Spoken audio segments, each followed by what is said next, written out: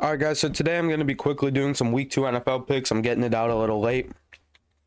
But for my first pick, I'm going to take the Texans over the Bears. I think the Texans team is just so complete, and that's really what they're getting so much praise on for this upcoming year and why people think they'll be so good.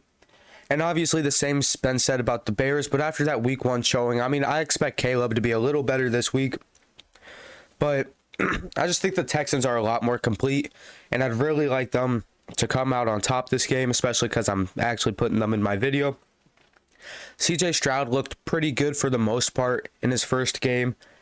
Obviously, Caleb for the Bears was a bit weaker, so when you look at the QB matchup, that takes Stroud. Joe Mixon went absolutely insane in that first game. I was expecting him to be fine, but he just went way above and beyond. It was kind of crazy to see that. But I just think that these are going to be two pretty complete teams. But I think when it comes to experience, I'd say the Texans might have a little more. But even the Bears are pretty experienced. You look at that receiver core, a couple experienced guys. Defensive side too. But moving on to the Ravens-Raiders. This Raiders team just isn't good in my opinion. I was thinking that before the season. And now, or during the season, we see them lose by 10 to the Chargers. It's not like they got blown out by the Chargers, but still, QB play wasn't good at all. And this Ravens offense is pretty high flying. So when you let up 22 to the Chargers, I think it's just going to be a big day for the Ravens players, and they might even be able to pad the stats a little bit. Lamar should be able to go crazy on this defense. And moving up to my last pick, my last matchup. Actually, I'll go a little more in detail there. But Lamar should be able to run all over. Obviously, the Ravens seem to have a two-headed tight end attack. Two-headed monster is what people would say if it was like the running backs. But, so you've got...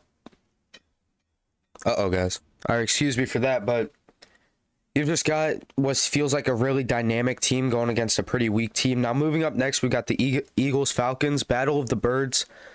I would easily take the Eagles in this game.